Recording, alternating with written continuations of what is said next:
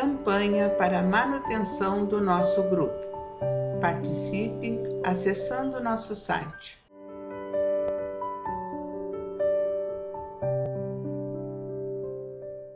Olá, meus amigos. Estamos aqui mais uma vez para dar prosseguimento à leitura do nosso livro Missionários da Luz, pela psicografia do nosso muito saudoso, amado Francisco Cândido Xavier, pelo espírito de André Luiz, A Vida no Mundo Espiritual. Saúdo os trabalhadores, simpatizantes, amigos do Grupo Espírita Francisco Xavier. Continue assistindo os nossos programas e sempre dando uma curtida todas as nossas tarefas e se inscrevendo, aquele que ainda não fez a sua inscrição. Hoje nós vamos dar prosseguimento à segunda parte do capítulo 10, que tem o título de materialização. A primeira parte, ali, né, Alexandre e os companheiros do trabalho, da tarefa, estão comunicando a André como é que é o processo, né? E ele está assistindo todo o processo de asepsia do ambiente, daquele ambiente que está se formando. Inclusive, muito interessante, a médium, né, sendo atendida também, eles fazendo um processo no plexo solar, no estômago, né, eliminando qualquer restos ainda de alimentação que possa ter. Ali eles foram fazendo toda aquela tarefa, muito interessante, né? Muito interessante mesmo o trabalho que eles fazem. Inclusive no ambiente que tem que estar salutar, para não haver nenhuma interferência. Muito linda essa tarefa. Então vamos lá, vamos ver o que vai acontecer agora. Vai acontecer a materialização, vai ser muito bonito. Vamos lá. Agora, exclamou Verônica Serviçal, preparemos o sistema nervoso para as saídas da força. Primeiro foi a parte do estômago, agora, né, o sistema nervoso, bem interessante. Reparei na diferenciação dos fluidos magnéticos. Diante da nova operação posta em prática, separaram-se os assistentes de algum modo, e enquanto Alexandre projetava a energia que lhe era peculiar sobre a região do cérebro, Verônica e os companheiros lançavam os recursos que lhe eram próprios sobre todo o sistema nervoso central. Do cérebro, né? Projetava aquela energia que era peculiar sobre a região do cérebro. Verônica e os companheiros lançavam os recursos que eram próprios sobre o sistema central, encarregando-se cada um de uma determinada zona de nervos cervicais, dorsais, lombares e sacro. Olha, toda, né? Desde cima até embaixo na coluna, né? A limpeza. Interessante. As forças projetadas sobre a organização mediúnica efetuavam limpeza eficiente e enérgica, porquanto via espantado os resíduos escuros que eram arrancados dos centros vitais. Olha a limpeza, hein? Na médium, que espetáculo, hein? Sob o fluxo luminoso da destra de Alexandre, o cérebro da jovem alcançava brilho singular, como se fosse espelho cristalino. Todas as glândulas mais importantes resplandeciam à maneira de núcleos vigorosos, excitados por elementos sublimes. Debaixo da chuva de raios espirituais em que se encontravam, a médium deixava perceber o trabalho divino de que era objeto. Na intimidade de todas as células orgânicas que pareciam restaurar o equilíbrio elétrico. Que trabalho lindo, hein? Terminada a tarefa, Alexandre acercou-se de mim, observando ante a minha indisfarçável curiosidade. O aparelho mediúnico foi submetido à operação magnética destinada a socorrer-lhes o organismo nos processos de nutrição, circulação, metabolismo e ações protoplásmicas, a fim de que seu equilíbrio fisiológico seja mantido acima de qualquer surpresa desagradável. Olha que preparação maravilhosa, né? Prosseguindo o exame dos trabalhos em cursos, reparei que Verônica alçava agora a destra sobre a cabeça da jovem, demorando-a no centro da sensibilidade. Nossa irmã Verônica, explicou meu amável orientador, desculpe, está aplicando passos magnéticos como serviço de introdução ao desdobramento necessário. Nesse momento, porém, algo aconteceu de estranho. No ciclo de nossas atividades espirituais, percebeu-se grande choque de vibrações no recinto. 2 servidores aproximaram-se de Alencar e um deles explicou espantadíssimo: o senhor P aproxima-se, porém em condições indesejáveis. Que aconteceu? Indagou o controlador seguro de si. Bebeu alcoólico em abundância e precisamos providenciar o insulamento, que é o isolamento. Olha só, ele vai ser isolado para não interferir. Um médium que absorveu o alcoólico, vejam só. O controlador esboçou um gesto de contrariedade e murmurou, encaminhando-se para a porta de entrada: é muito grave. Neutralizamos a sua influenciação sem perda de tempo. Alexandre convidou-me a observar o caso de mais perto, em vista da estupefação que me tomava assalto. Esclareceu: nesses fenômenos, André, os fatores morais constituem elemento decisivo de organização. Não estamos diante de mecanismos de menor esforço, e sim ante manifestações sagradas da vida, em que não se pode prescindir dos elementos superiores da sintonia vibratória. Nesse instante, o senhor P transpõe a porta. Bem posto, evidenciando excelente disposição, não parecia ameaçar o equilíbrio geral, mesmo porque não revelava exteriormente qualquer traço de embriaguez. Satisfazendo, porém, a determinação de Alencar, diversos operários do serviço cercaram-se à pressa, como enfermeiros, e se encarregaram de doente grave. Incapaz de guardar minha própria impressão, indaguei: o que ocorre, afinal? Esse homem parece calmo e normal? Sim, elucidou Alexandre benevolente. Parecer não é tudo. A respiração dele, em semelhante estado, emite venenos. Em outro núcleo, poderia ser tratado caridosamente. Mas aqui, atendendo-se à função especializada do recinto, os princípios etílicos que exterioriza pelas narinas, boca e poros são eminentemente prejudiciais ao nosso trabalho. Como vemos, a necessidade de preparação moral para qualquer traço. A viciação, em qualquer sentido, antes de tudo, deprime o viciado, mas perturba igualmente os outros. Recordei a função do álcool no organismo humano, mas bastou que a lembrança me aflorasse de leve para que o instrutor me esclarecesse imediatamente. Você compreende que as doses mínimas de álcool intensificam o processo digestivo e favorecem a diurese? A excreção da urina, né? Mas o excesso é tóxico destruidor.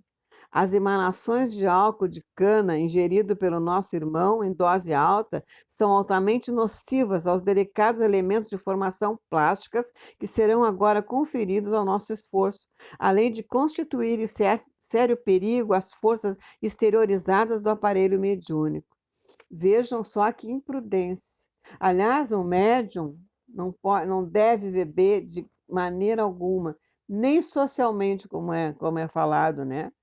Porque o alcoolismo, né? O alcoólico, como diz aqui, ele permanece muitas horas no organismo.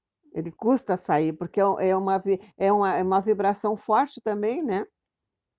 Vamos lá. De fato, pouco a pouco se sentia, embora vagamente, o cheiro característico de fermentação alcoólica. Olha só. Reparei que o Sr. P foi cercado pelas entidades operantes e neutralizado pela influenciação delas, a maneira do detrito anulado por abelhas laborosas, em plena atividade na colmeia. Prosseguiram os serviços normalmente. Entre os votos de êxito dos companheiros encarnados, semiconfiantes, a médium foi conduzida a pequeno gabinete improvisado. fazendo-os em seguida ligeira oração. Via-se, no entanto, que, como acontecia em outras reuniões, os amigos terrestres emitiam solicitações silenciosas, entrando as vibrações mentais em conflito ativo, desservindo em vez de auxiliar no trabalho da noite, a qual requisitava a mais elevada percentagem de harmonia. A claridade fraca e suave da luz vermelha, que substituía a forte lâmpada comum, notava-se emissões luminosas do pensamento dos amigos encarnados. Francamente, não havia na pequena comunidade o espírito de entendimento divino do serviço em curso. Ninguém ponderava a expressão do fato para a humanidade terrestre sequiosa de revelação celeste. Via-se que a reunião era profundamente dominada pelo eu. Enquanto uns exteriorizavam exigências, outros determinavam as criaturas desencarnadas que deveriam comparecer nos fenômenos de materialização. Olha só os pensamentos. Procurei, contudo, coibir minhas impressões de desagrado, porque todos os trabalhadores de grande elevação no recinto postavam-se calmamente, tratando os companheiros carnais com desvelo, carinho, quais sábios em face da criança queridas no coração. Olha só, né? E eles ali fazendo a tarefa sem deixar que aquilo os envolvesse, né? Diversos servidores espirituais começaram a combinar as radiações magnéticas dos companheiros terrestres a fim de constituir material de cooperação. Enquanto Calimério, projetando seu sublime potencial de energia sobre a médium, operou-lhe o desdobramento que durou alguns minutos. Verônica e outras amigas ampararam a jovem, parcialmente liberada dos veículos físicos, mas algo confusa e inquieta ao lado do corpo, já mergulhada em profundo transe. Em seguida, notei que, sob a ação do nobre orientador da tarefa, se exteriorizava a força nervosa, à maneira de um fluxo abundante de neblina espessa e leitosa. Notando a perturbação vibratória do ambiente em vista da atitude desaconselhável dos companheiros, encarnados, disse Calimério ao controlador mediúnico: Alencar, é necessário extinguir o conflito de vibrações. Nossos amigos ignoram ainda como auxiliar-nos harmonicamente por intermédio das emissões mentais. É mais razoável se abstenham da concentração por agora. Diga-lhes que cante ou façam música de outra natureza. Procure distrair-lhe a atenção deseducada. Vejam só. Alencar, porém, que se encontrava sob preocupações fortes diante das múltiplas obrigações que deveria desempenhar no momento, pediu a colaboração de Alexandre, que se colocou à disposição dele imediatamente. André, falou o meu orientador em tom grave, improvisemos a garganta ectoplástica. Não podemos perder tempo. Identificando a minha experiência, acrescentou: não precisa inquietar-se, bastará ajudar-me na mentalização das minúcias anatômicas do aparelho vocal. Vejam só que lindo! Estava aturdido, mas o instrutor considerou: a força nervosa do médium é matéria plástica e profundamente sensível às nossas criações mentais.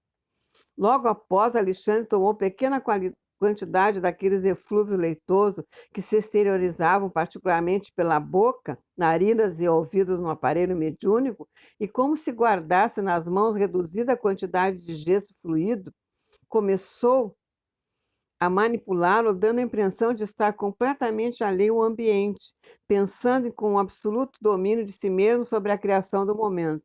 Veja, ele tinha que criar tudo aquilo, né? E conseguindo. Aos poucos vi formar sobre meus olhos atônicos um delicado aparelho de fonação. No íntimo do esqueleto cartilaginoso, esculturado com perfeição na matéria ectoplástica, organizavam-se os fios tenuíssimos das cordas vocais elásticas e completas na fenda glótica. e é relacionado ao aparelho vocal situado na laringe.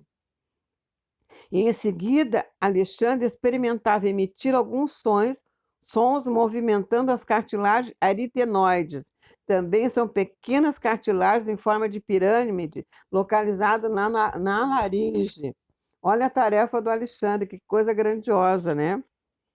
Formaram-se ao influxo mental, sobre a ação técnica de meu orientador, uma garganta irrepreensível. Com assombro, verifiquei por meio de pequeno aparelho improvisado e com a cooperação de sons de vozes humanas guardadas na sala, nossa voz era integralmente percebida por todos os encarnados presentes. Parecendo-me satisfeito com o êxito do trabalho, Alexandre falou pela garganta artificial como quem utiliza um instrumento vocal humano. Olha o que ele precisou fazer, né? O pessoal ter consciência da tarefa que estava ali estava iniciada a tarefa. Meus amigos, a paz de Jesus seja convosco. Ajudem-nos cantando. Façam música e evite a concentração. Porque aí o que eu falo? Se eles estavam quietinhos, vinham os pensamentos, né? E as escolhas, como falou ali, até escolher um espírito conhecido para se materializar. Fez-se música no ambiente e vi que o irmão Alencar, depois de ligar-se profundamente à organização mediúnica, tomava a forma ali mesmo, ao lado da médium, sustentado por Calimério e assistida por numerosos trabalhadores. Aos poucos, valendo-se da força nervosa exteriorizada e de vários materiais fluídicos extraídos no interior da casa, aliados a recursos da natureza, Alencar surgia aos olhos dos encarnados perfeitamente materializado. Que beleza, né? Surpreendido, reconheci que a médium era o centro de todos os trabalhos. Cordões tenuíssimos ligavam-ne à forma do controlador. E quando tocávamos levemente a organização mediúnica, o amigo corporificado demonstrava evidentes sinais de preocupação. O mesmo acontecendo à jovem médium em relação a Alencar. Os gestos incontidos de entusiasmo dos assistentes, que tentavam cumprimentar diretamente o mensageiro materializado, repercutiam desagradavelmente no organismo da intermediária. Olha, ela sentia como médium, vejam só. O irmão Alencar entreteve pequena palestra diante dos companheiros terrestres, extasiados. Não eram, todavia, as palavras trocadas entre eles e os assistentes que me impressionavam o coração, e sim a beleza do fato, a realidade da materialização, dando ensejo a dilatadas esperanças no futuro humano. Quanto à fé religiosa, a filosofia confortadora da imortalidade e a ciência enobrecida a serviço da razão iluminada. Que grandiosidade, né, meus amados? Que lindo que André coloca aqui, né? Muito lindo mesmo. Alexandre aproximou-se de mim e considerou: repare na grandeza do acontecimento. O médium desempenha o papel de entidade maternal, enquanto Alencar, sob a influência positiva de Calimério, permanece em temporária filiação ao organismo mediúnico. Todas as formas que se materializarem serão filhas provisórias da força plástica da intermediária. O amigo que conversa com os encarnados é Alencar, mas os seus envoltórios no momento são nascidos das energias passivas da médium e das energias ativas de Calimério, o mais elevado diretor dessa reunião. Se forçarmos o médium em nosso plano, feriremos Alencar em processo de materialização. Se os companheiros terrenos violentarem o mensageiro, repentinamente corporificado, esfacelarão a médium, acarretando consequências funestas e imprevistas. Olha só como tem que ter coerência das pessoas, né? Sem entusiasmo, né? Perplexo ante o fenômeno, indaguei. Mas essa força nervosa é apenas propriedade de alguns privilegiados na Terra? Não, replicou Alexandre. Todos os homens a possuem com maior ou menor intensidade. Entretanto, é preciso compreender que não nos encontramos ainda no tempo de generalizar as realizações. Quer dizer, todos nós temos ectoplasma, uns menos, outros mais, né? Você sabe que esse domínio exige santificação. Tá aí, ó, a moral, sempre a moral, né, meus amados? O homem não abusará no setor do progresso espiritual, como vem fazendo nas linhas da evolução material, em que se transforma em prodigiosas dádivas divinas, em força de destruição e miséria. Meu amigo, nesse campo de realizações sublimes, aqui nos sentimos ligados, a ignorância, a vaidade e a má-fé permanecem incapacitadas por si próprias, traçando fronteiras de limitação para si mesmo. Vejam só o que ele diz assim: a ignorância, a falta de conhecimento, né? A vaidade, que não devemos ser vaidosos com a nossa mediunidade, e a má fé ainda por cima, né? Isso aí que atravanca, né? Um trabalho limpo, um trabalho, como é que eu vou dizer, honesto da mediunidade, né? Impressionado com as maravilhas sob meus olhos, notei que ao apelo de Alencar e com o concurso generoso de Calimério, materializaram-se mãos e flores, à maneira de mensagens afetuosas para os assistentes da reunião. Que lindo, né? Reinava a grande alegria em todos, com exceção do senhor P, que revelava intraduzível mal-estar, que era o que estava alcoolizado, né? Sob o controle direto de vários trabalhadores espirituais que lhe neutralizava a nociva influência. Depois de maravilhosos minutos de serviço e júbilo com significativas demonstrações e agradecimentos a Deus, terminaram os trabalhos da noite, cooperando todos nós para que a médium fosse perfeitamente reintegrada a seu patrimônio psicofísico. Meu coração transbordava de contentamento e esperança. Todavia, era forçoso confessar que, para tamanhas manifestações de serviço e tão sublimes bênçãos, era muito reduzido o entendimento dos encarnados.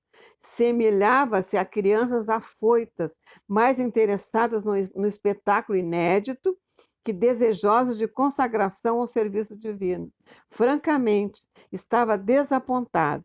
Tantos emissários celestes a se esforçarem por meia dúzia de pessoas que pareciam distantes do propósito de servir a causa da verdade e do bem.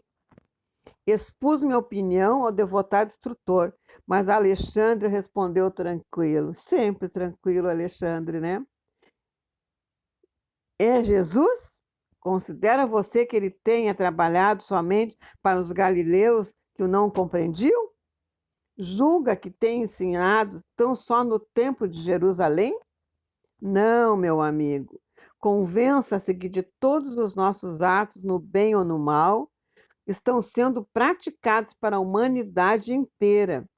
Por agora, os nossos companheiros terrestres não nos entendem, nem cresceram devidamente para a completa consagração a Jesus. Mas a semeadura é viva e produzirá a seu tempo. Nada se perde. Olha que coisa bem linda que ele está colocando aqui.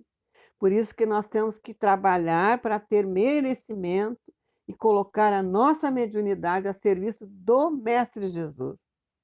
É isso aqui, né? E Jesus trabalhou para todos.